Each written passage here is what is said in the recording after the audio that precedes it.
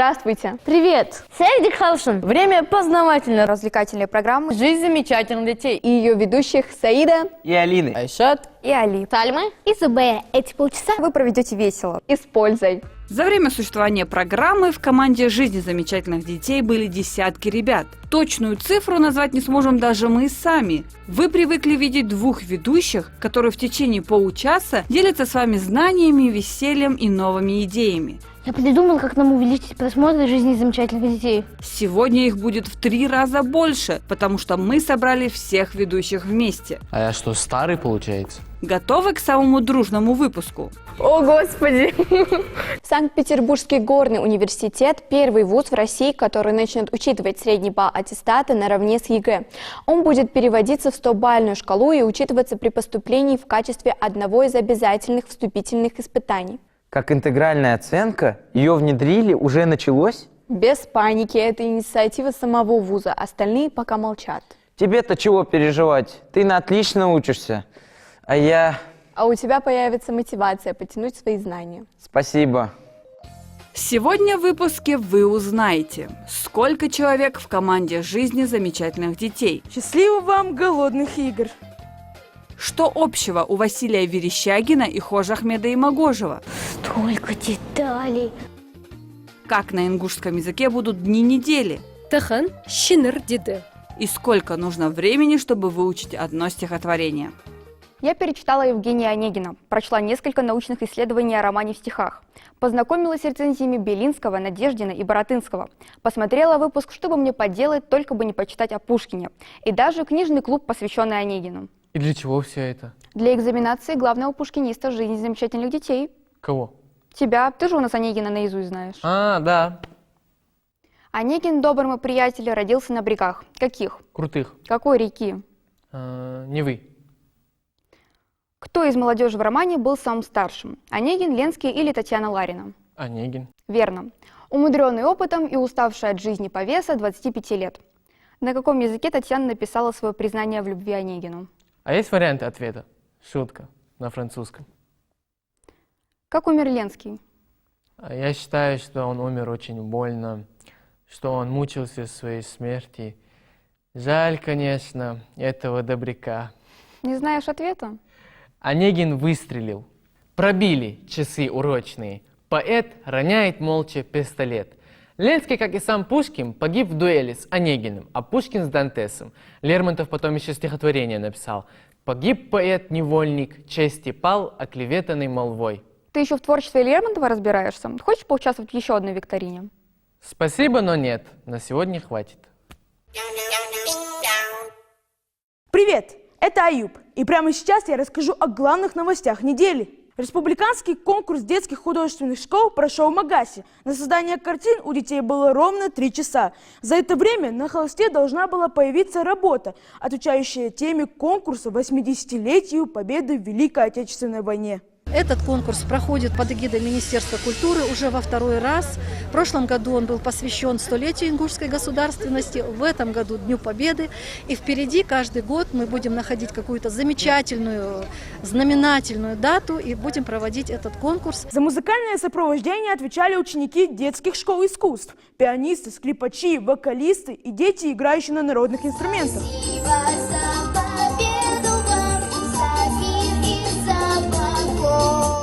Названы самые популярные предметы ЕГЭ 2025 года. Никакой интриги и сюрпризов. Уже который год первое место по количеству участников занимает обществознание. На 2-м месте информатика. И замыкает 3-ку лидеров биология. До первого экзамена тем временем осталось меньше недели. 23 мая выпускники сдают историю, литературу и химию. Удачи всем! Счастливо вам, голодных игр! Лего выпускает новый набор, посвященный самому узнаваемому символу анимационной студии Pixar – Лампе Люксу-младшему.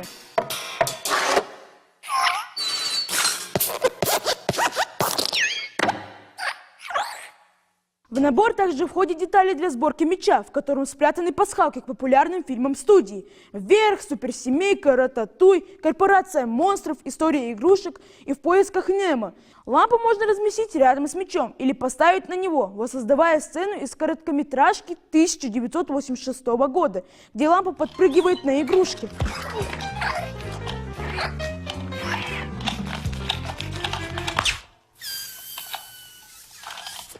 Шолохов, согласно результатам опроса, стал самым известным автором книг о Великой Отечественной войне. Его имя знают 80% россиян. Самой популярной книгой о войне стала повесть Бориса Васильева «А зори здесь тихие». Ее выбрали 84% респондентов. На этом мы завершим выпуск новостей и передадим бразды правления Зубейру, или Алине, или Саиду, или кому? Иногда мне кажется, что Сальма переехала в Сунджу. Уже который раз она оттуда вещает. Сначала про национальную библиотеку рассказывала, потом про знаменитую улицу Калинина с опасным дорожным движением. И сейчас снова про художественную галерею. Неудивительно, там столько картин, а Сальма такой чуткий зритель и так красиво рассказывает о них, что получается не сюжет, а песня. Уах, как сказала.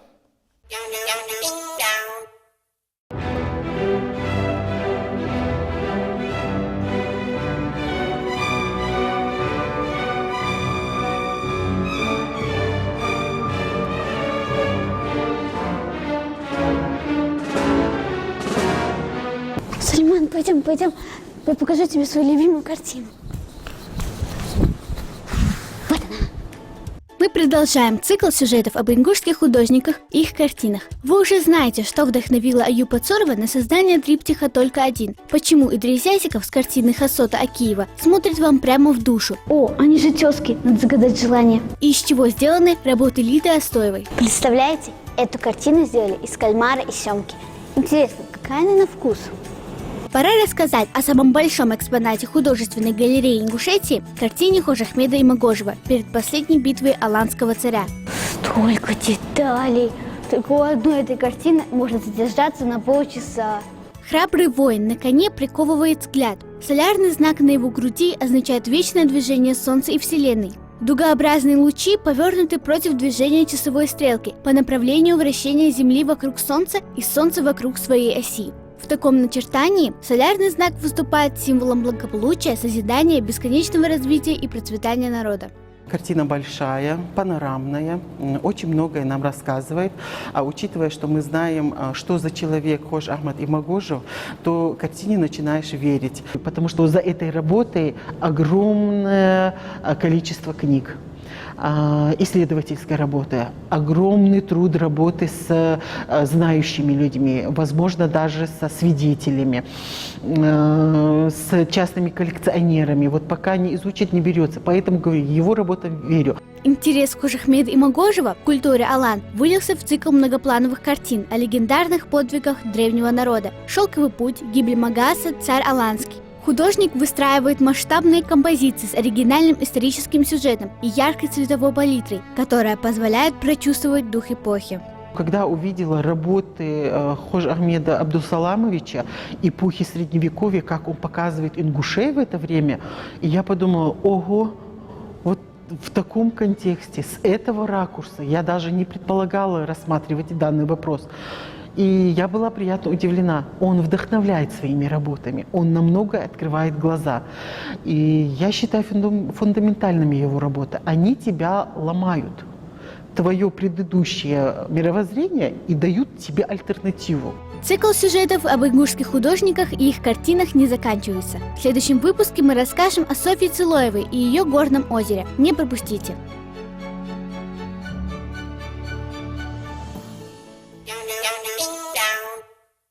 Мурманск – крупнейший в мире город, расположенный за полярным кругом. Архангельск, основан в конце XVI века как первый порт для торговли с Англией. Лес, нефть, газ, уголь, железная руда, медно-никелевые руды, апатиты – главные природные богатства европейского севера. Зачем ты учишь географию? Ты же ее не сдаешь.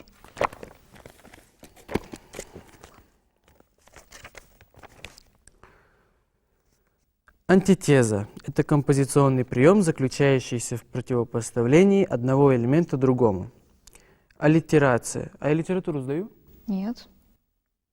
Биологию? Нет. Физику? Нет. А что я сдаю?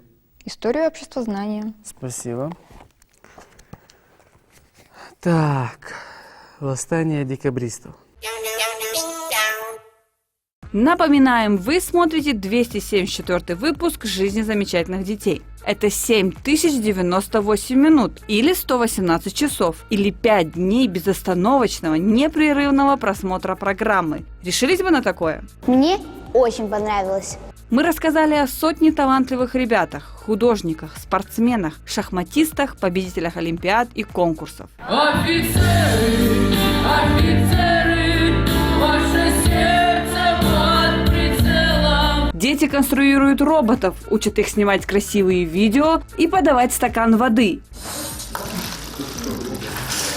Школьники улучшают свои навыки и делают жизнь людей легче. Этот робот называется снегоуборочная машина. Он сделан полностью автоматическим, но может также управляться. Сначала он своим ковшем с лопастями собирает снег, перенося его на конвейер. Конвейер дальше отвозит снег в прессовочную станцию, и здесь, благодаря пневматической силе, пневматики, он прессует его и делает из него примерно вот такие глыбы льда. Каждое воскресенье от 2 до 4 он старательно беседовал со мной. Но только в его представлении мне было года на 3 меньше. Вместе с нами вы посетили спектакль «Мой бедный Марат» Национального детского театра, познакомились с актерской труппой и узнали, кем ребята хотят стать, когда вырастут. Я очень сильно этим интересуюсь, мне очень сильно нравится, и вот я хочу дальше этим жить, этим работать, я хочу вот быть актером. Роза Мамилова, пианистка и ученица Центральной школы искусств, вновь удивила нас произведением собственного сочинения. Его девочка представила на международном конкурсе в Лондоне.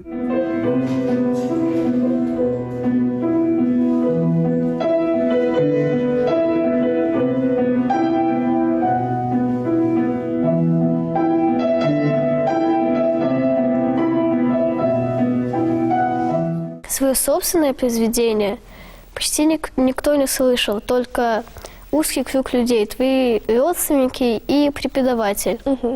И поэтому я чувствовала тревогу, но в то же время был интерес, и я хотела узнать, что будет дальше. Мария Дзаурова познакомила нас с национальной ингушской скрипкой. На освоение старинного инструмента у девочки ушло меньше месяца.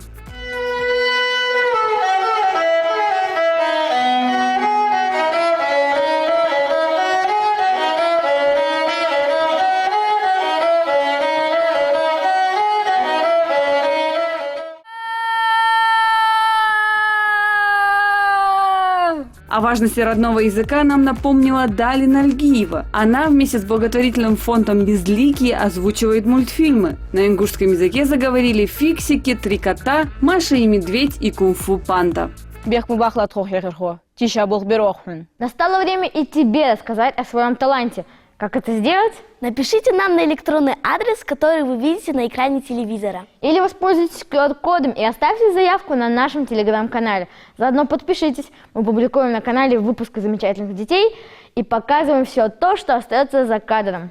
Вы знали, что проспект Дядикова – первая и главная улица Магаса? Очень страшно.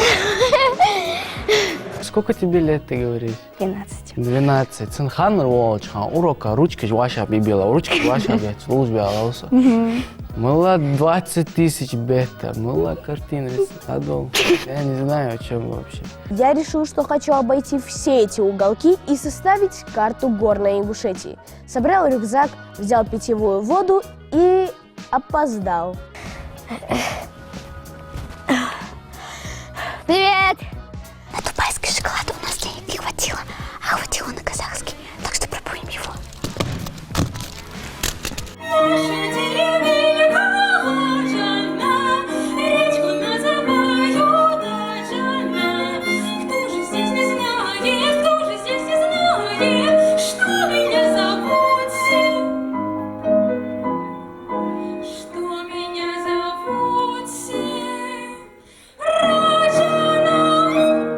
Этот мир абсолютно понятен. Я здесь ищу только одного – покоя, умиротворения и вот этой гармонии от слияния с бесконечным вечным. Привет, это снова я. Тут такое дело, по сценарию «Жизни замечательных детей» сейчас должно было быть интервью, но ведущие не смогли определиться, кто именно будет его вести, и попросили сделать это меня, чтобы вконец не разругаться. Поэтому беседовать с учениками 4-й Кантышевской школы буду я. Команда «Экопатруль» участвует во Всероссийском детском экологическом форуме в номинации «Лучший экологический субботник».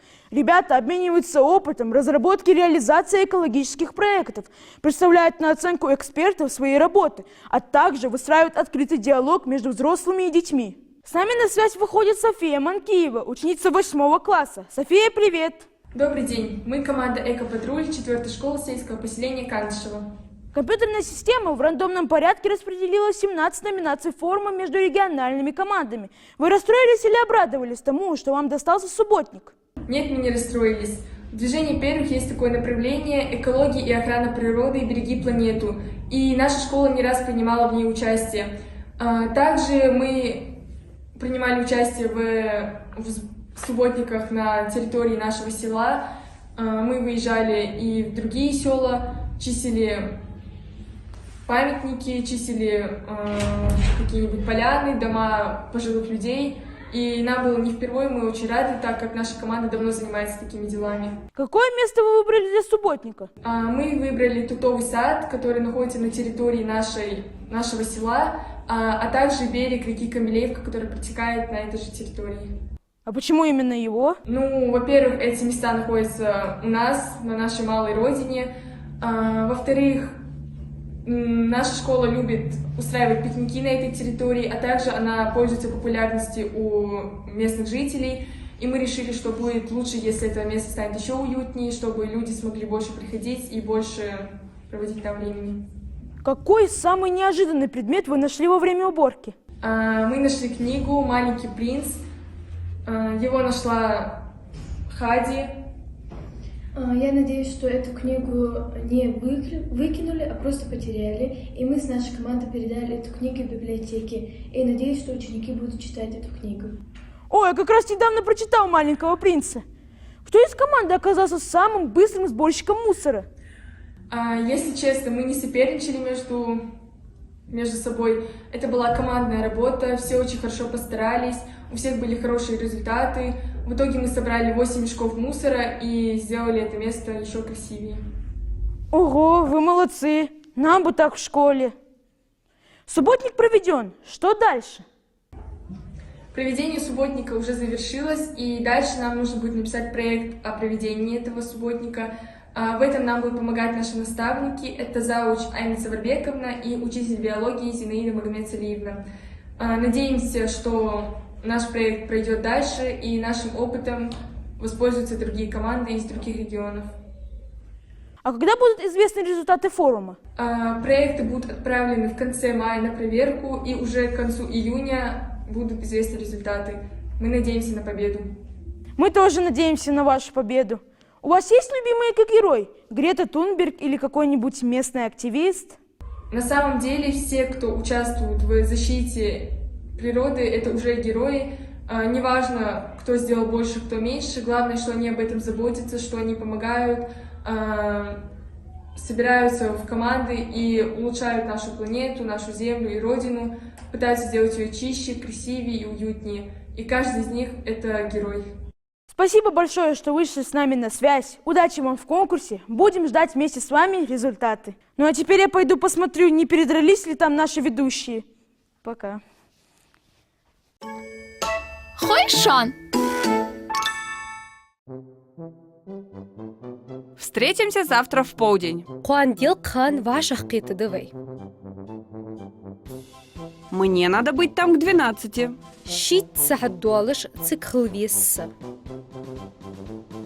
В каком году вы родились?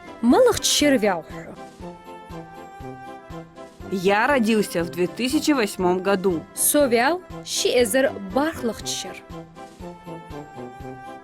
Каждую пятницу я хожу в мечеть.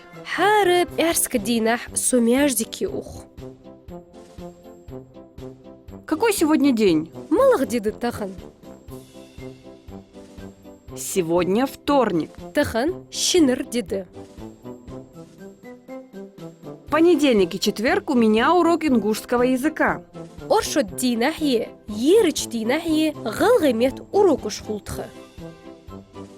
Воскресенье у меня выходной.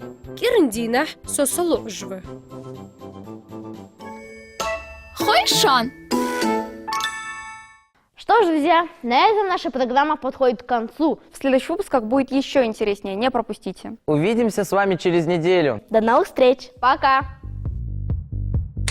Среди Колшин. Врываемся в эфир с Вот мы... Ай, ну блин. С учениками 4-й Кантышевой Big Bang и G-Dragon, да? В 1990... Ой, да блин! 89. Ай, ну блин, я уже который раз там. 8. Не,